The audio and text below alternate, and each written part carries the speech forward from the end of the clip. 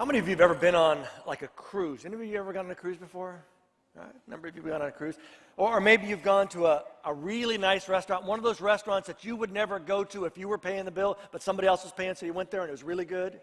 All right. Or maybe you went someplace on a vacation and got upgraded to a room, and again, you were paying this price, but they kind of put you up, and you're experiencing all those things, whether it was on a cruise or whether it was this great meal or at this wonderful resort. You ever get that kind of thing even into your mind? Maybe you said this out loud. I could get used to this. Anybody else there with me on that? You know, there's that feeling like, man, I could really, really, really get used to this. A lot of us have had that experience, but let me ask you another question, a follow-up. How many of you ever made a bad purchase decision based on I could get used to this? Anybody? You know, any of you have timeshares? Which sounded so good at the sales opportunity. In fact, I was, Lori, I'd bought something a while back, and I was sitting on our little table in our kitchen, and Lori asked me yesterday, she said, what is this? Which is never a good question, right? When they can't figure out what it is. And so it was a potato slicer, this cool little potato slicer. You put the potato in there, put the top, it goes like that. It makes these little, it cuts it up, and you can make, fried potatoes and stuff out of it. And I bought it because about a month ago, I was out seeing my oldest son, and we went and saw some old friends of ours, and on Sunday morning, they made this huge breakfast, and I helped make breakfast, and part of it, they had this great little gadget that you chop up the stuff with the potatoes there, psh, psh, psh, psh. Wonderful thing, and I thought, wouldn't that be great? Because I could get used to this. The problem is, I can't tell you the last time we made fresh potatoes, not only on Sunday, on any day. But it just seemed so good at the moment that this is a great, wonderful tool to have. And here's my question for you. How many of you have wonderful stuff around your house that you have never, ever, ever used and probably will never, ever, ever use? Anybody else there? I mean, think about it. How many of us have garages that have no room for our cars because we have stuff? Or we have closets that are full of stuff, not necessarily clothes, and even if they're full of clothes, they're full of lots of clothes, and our stuff seems to overtake our lives. And this pull for us, this desire that our society kind of pitches to us, and we have this natural bent to that. I could really get used to this. And Jesus offers a perspective in this kind of crazy talk we're going to look at today. A perspective that at first sounds like it doesn't make sense. It doesn't compute with us, but if we're honest, we recognize in the pull of stuff on our lives and how we could get used to this and how we've gotten used to it and how we've bought the stuff and piled up the stuff, and it's a wonderful stuff. But at some point we decide it's just stuff.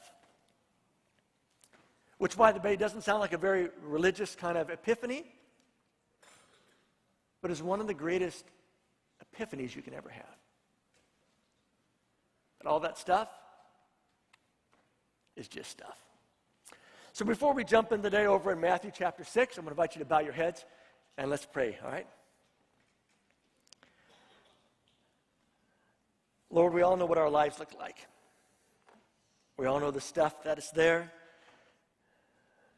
We know the stuff that we have made long-term commitments to, not just because we enjoy it, but because the bill comes every month. And today I pray that you would help us to hear, Jesus, the intent and the words that you said 2,000 years ago that were designed to kind of shock us and surprise us and hopefully to turn us in a direction that will honor you and ultimately bless us. So be with us this morning and speak to us in your name. Amen. Well, we've been in this series called Crazy Talk, looking at the Sermon on the Mount, taking a fresh look at it. And each week we've kind of discovered there's some crazy stuff that Jesus says in this passage, or in this great sermon that he makes on this hillside. And here's the words. Again, we could have done this all in one day because that's when Jesus did it, but it's important for us to take it a little bit slower. So here's what Jesus says for us today. Don't store treasures for yourself here on earth, where moths and rust will destroy them and thieves can break in and steal them. But store your treasure in heaven, where they cannot be destroyed by moths or rust, and where thieves cannot break in and steal them. And if you're familiar with church, you've probably heard this 100 times. Don't put the stuff here, put it up there.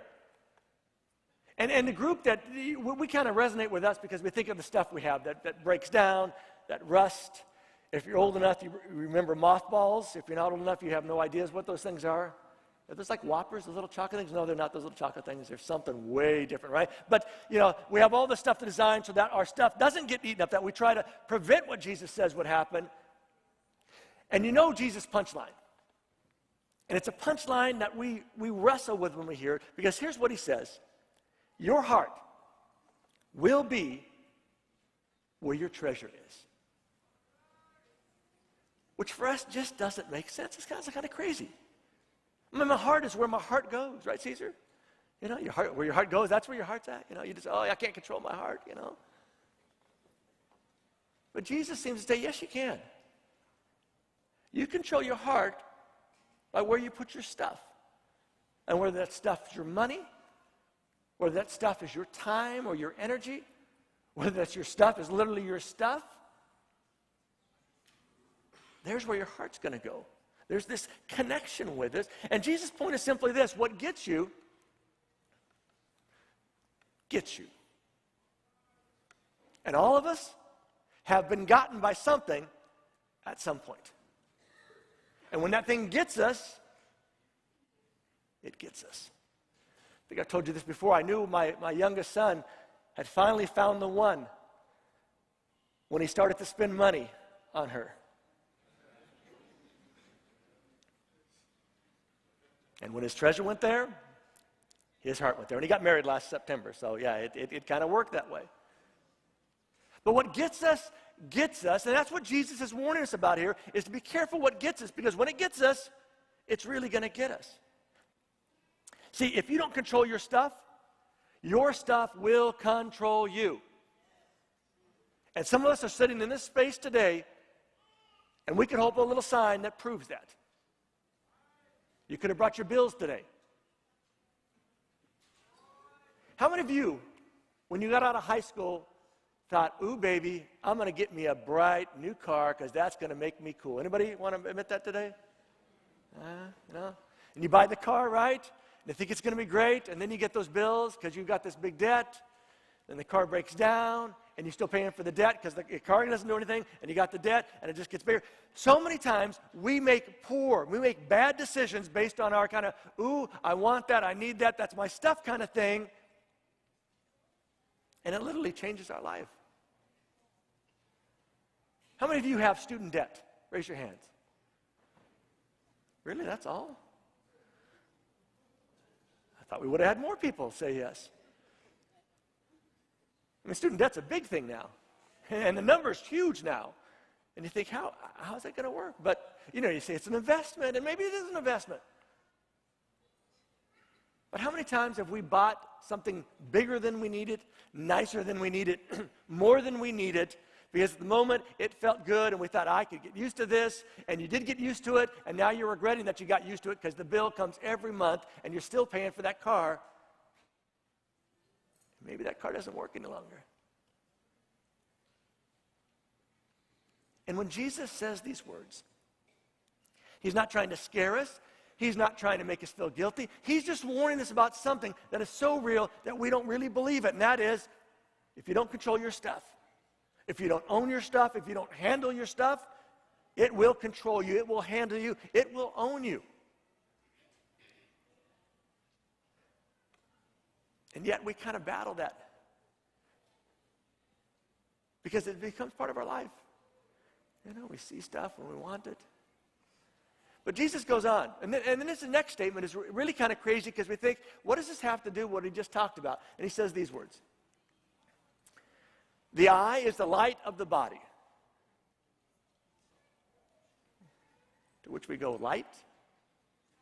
How is my eye a light to the body, But his point, it's a lamp, it's what it gives you a chance to see stuff. It says if your eyes are good, that is healthy, that is clear, your whole body will be full of life. But if your eyes are evil, that is unhealthy or bad, your whole body will be full of darkness. Now let me get this straight, Jesus.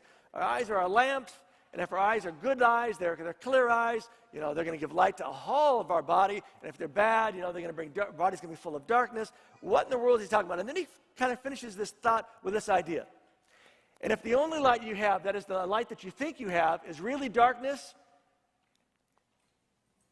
oh no, it's bad news for you, right? And we can read this and think, how does that have anything to do with our stuff? And the reality is it has everything to do with our stuff. Because how many times have you gone, ooh, look, shiny, pretty. Those shoes are cute, right? Where'd you get that dress at, Who cut your hair? Those are nice rims, man. Where'd you pick those up? A good stereo, And we see it, and we get it, and then we pay for it. And his point is that if we're not clear on how we see things, but we think we're being clear about it, we can get in nothing but bad trouble. And the problem with trouble is that bad decisions about your stuff can literally derail your life. They can take control of your life. They can limit you getting the things that you wanted to get, that you hope to get, that you plan to get. Because now you got all this stuff, or now you got all this debt. Somebody I saw on Facebook, a couple of people I have friends on Facebook are moving, and so one of them said, I hate moving. Do you know why we hate moving? The context in which she said it was, she's having to do all that packing of all that. Right? How many of you have more than 10 pairs of shoes? 15? I want to see if I have more than you do. 18. 20? Whoa, okay. I give up. Lori always gets on me about my shoes, because I buy shoes because they're good deals. I don't buy them because they're comfortable. I don't buy them because I need them. Well, I'm going to need them at some point, because at some point, the other 12 pairs are going to wear out, and then I'm going to be able to, I'm going to have something already set up, right? But she's always, why did you buy this? And my answer always is, because they were a good deal. Which ought to tell you that my eyes aren't always very clear. And because they aren't very clear, stuff happens. I have a whole rack in my bedroom. That's just my shoes. Mike, it's not my wife's shoes, it's my shoes. It's embarrassing. That's why I let nobody go upstairs in my house. You just stay downstairs, Which, by the way, has a rack of shoes by the front door that 90% are my shoes. Because Lori works from home and she doesn't need any shoes to go out. She just stays at home, kind of thing.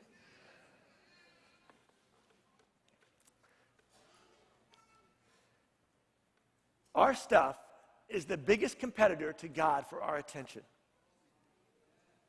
And I want you to let that sink in for a second. Because for some of you thinking, no, that's not true. What about this? I want you to think about it. Our stuff, your stuff. The stuff that's in your garage. Stuff that's under your carport.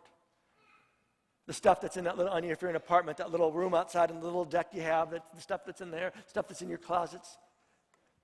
The stuff that's so valuable to you that you pay somebody every month to store it some other place that you can't get to right away.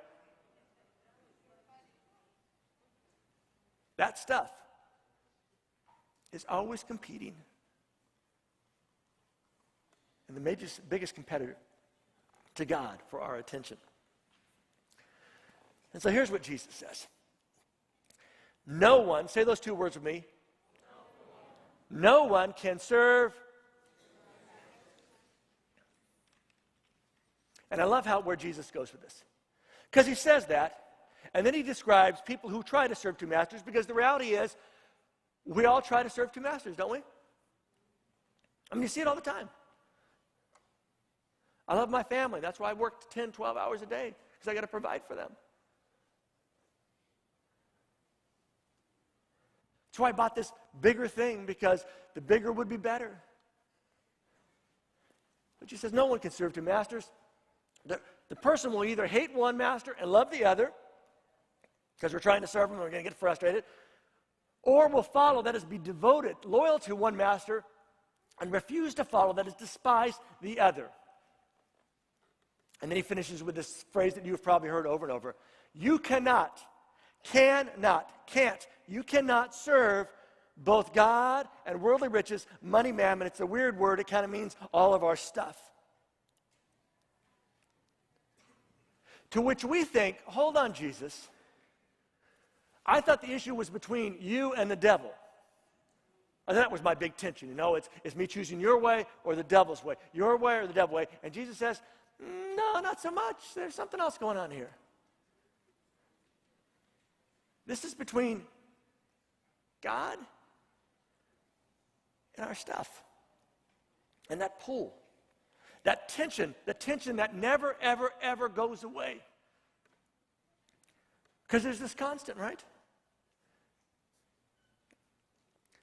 Constant to do what's right, but also in doing what's right, we sometimes miss out what's unreally right. See, God's chief competitor for your heart is not the devil, it's your stuff. And that's exactly what Jesus is talking about here. And as much as we think, oh, no, it's about this. No, it's about this, because Jesus has been warning us from the very beginning of this little section when he says, listen, don't store up stuff here. Store up stuff up there. Because wherever you put your stuff, you're going to follow. You're going to be tied to it. And a lot of us in this room know what it means to be tied to our stuff. And if you don't see this clearly, it's going to mess with your life. It'll affect your relationships. You know what the three things that married couples fight about are? Number one is, there's no particular order. One is money. Number two is, that's right.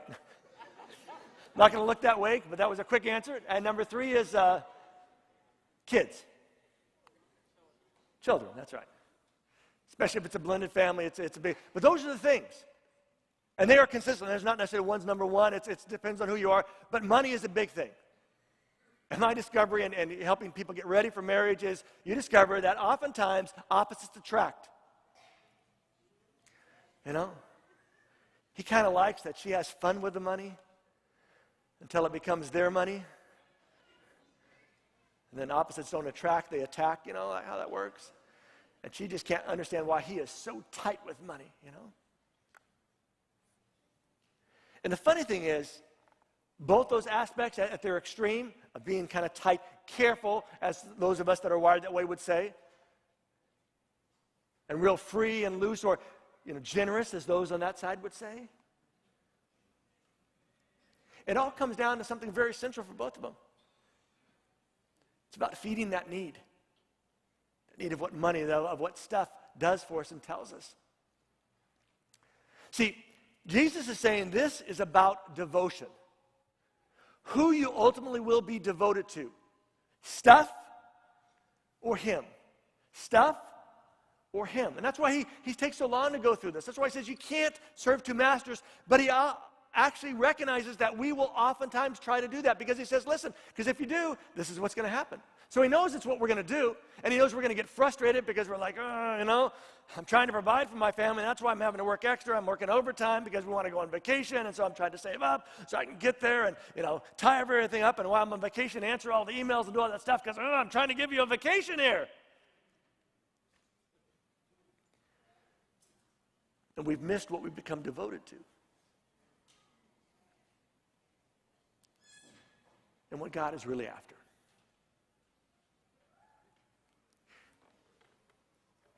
Here's a statement I heard a while back. I think it was from Andy Stanley. I love it. I think I read in one of his books. He said, greed is virtually impossible to see in the mirror. Easy to see in somebody else, right? Those lousy, greedy neighbors right ahead. Flashing their little motorcycles and cars in my face, But us, we don't consider it that way. In fact, I have never, ever, ever, in all my years of pastor, never had somebody come to me and say, Pastor Mike, can you pray for me? Because I'm battling with greed. I recognize I'm a greedy person. No, nobody has ever, ever said that. There are people that should have said that, asked me to pray for them, but nobody's ever asked me to do that, right? See, for a lot of us, God is our backup financial plan. You know, we make decisions. We pray for God to bless this decision. God, I want to buy this house. I know it's really tight on me financially every month, but oh man, it is sweet. Got a pool in the backyard. Got a sunroom. Got a room downstairs. Got a place for a big TV. Not a big, but a big TV, right? You know, got the garage. You know, got a great kitchen. You know, the master bedroom is way at the other end from all the other bedrooms, so you got lots of space, you know. And I know it's tight, God, but oh, God, help it all kind of work out.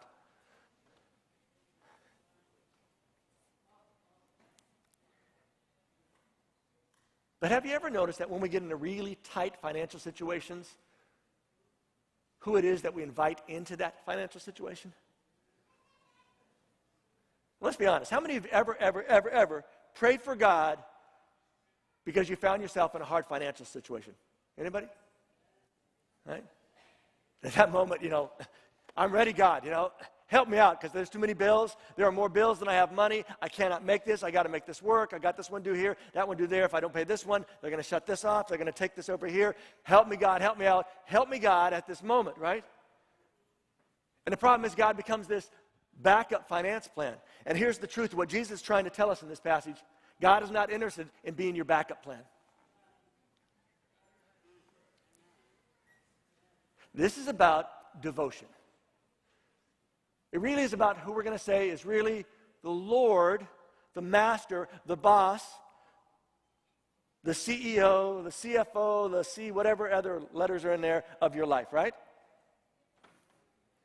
This is about making, and this is a tension. I want you to understand, this is a tension that doesn't get fixed by reading a book. This doesn't get fixed by making a one-time decision. This is a decision that has to be made in a whole different way because the way to fix this is to answer this question.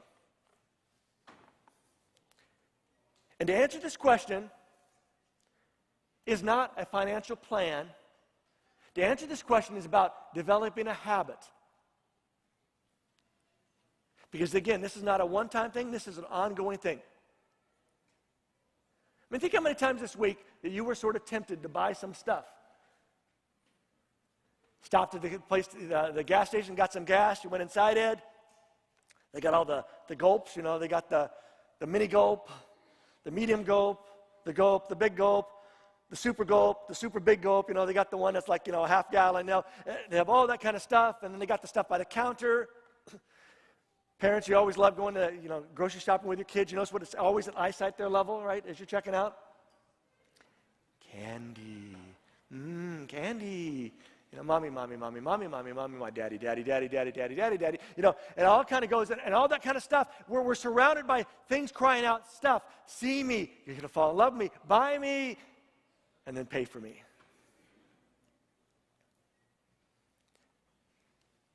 So I'm going to offer you something as we wind up today. Just what I think is a very simple habit to develop in life.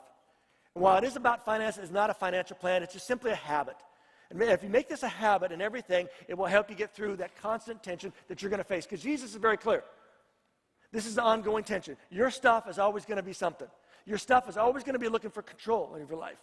And the only way for you to control your stuff is for you to control your stuff. So let me offer you 3 ways. How do we handle our stuff and not handle us? Number 1, give. Number 2, save. And number 3, yeah, they're simple words. I try to make this simple today, all right? Give, save, live. By the way, that's the order it is. Because oftentimes we start on the right and go to the left, don't we? We live. If I can save something in a month, that's cool. If not, maybe next month. And giving, well, you know, if I have something, I'm going to give something. Where God has offered us in the Bible, He talks about this idea of tithing, the idea of giving. The simple prospect that I love about tithing is the idea that it says, if you remember the Old Testament, the part where it all starts, God says it's the very first 10%, not the last 10%. And there's a reason for that. If you wait for the last 10%, how often do you have 10% left over? Because of stuff. And this month there was some extra stuff. I had that dentist I had to go see, and then, I got to get a crown now, and that's an added expense. And, I took my car in and found out it wasn't just this, it was that.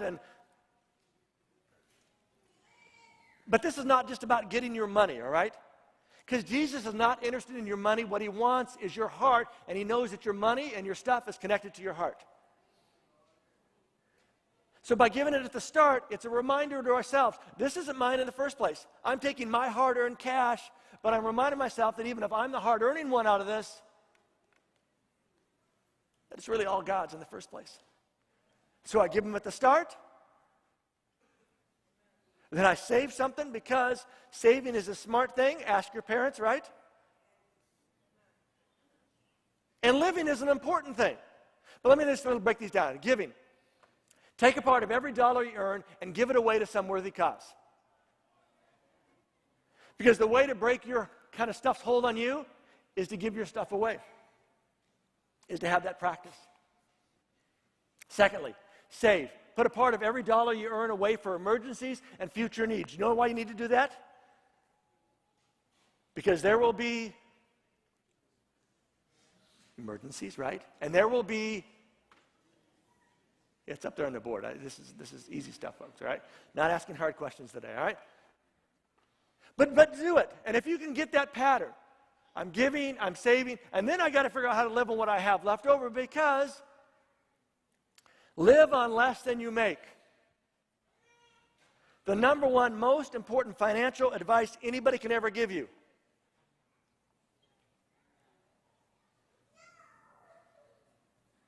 Because we are always tempted to have more, to get more, to be more.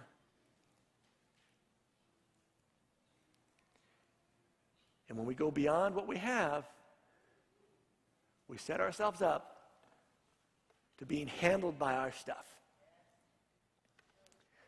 and paying for 30 years on a student loan. Paying not maybe 30 years in a house, but you've had to refinance a few times. Maybe you're getting close to paying it off, and you decide to take some money out because you wanted to fix up some stuff and maybe buy some stuff and maybe go someplace. And now that 30 years has gone to 40 years or 50 years.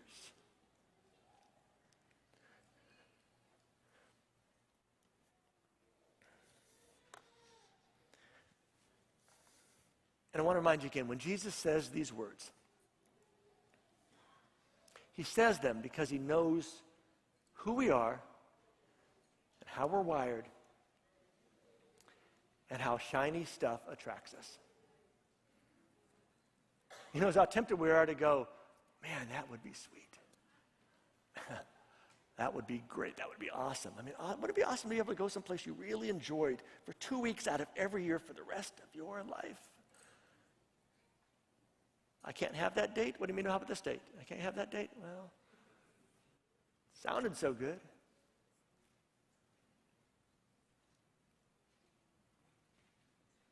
But Jesus wants to make sure that our stuff doesn't handle us, but that we handle our stuff.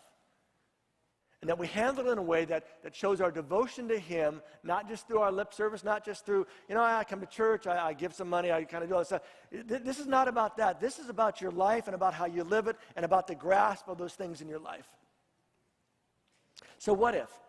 What if this week you began to control your stuff instead of it controlling you? What would that look like? What would you need to do? You maybe think, well, that means I got to go get rid of everything in my garage. It may or may not mean that. Sometimes we hold on to stuff that's sentimental. And sometimes we hold on to stuff just because I spent good money for it 10 years ago, and at some point I'm going to need it.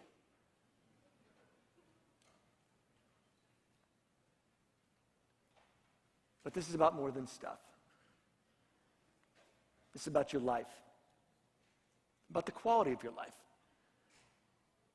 about the decisions you make today that will affect not just tomorrow, but a year from now and 5 years from now, maybe 10 years, maybe 15, 20 years from now. Because I'm guessing the majority of us in this room today can testify to bad decisions that even today we're paying for. Then when we look back on them, we thought, how stupid was I to buy that thing?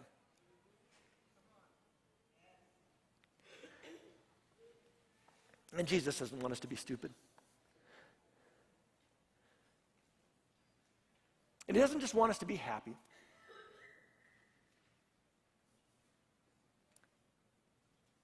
He wants us to figure this out so that our connection with him is stronger and that our connection with our stuff is actually stronger and weaker. Stronger because we figured out how to handle it, and weaker because it doesn't have that hold on us any longer. So my challenge to you this week is to do what if would look like if you figured out what if looks like. And this is a question we've been asking every week, and I'm going to ask it at the end of the day. Out of this topic we talked about today, what do you most need to do but least want to hear?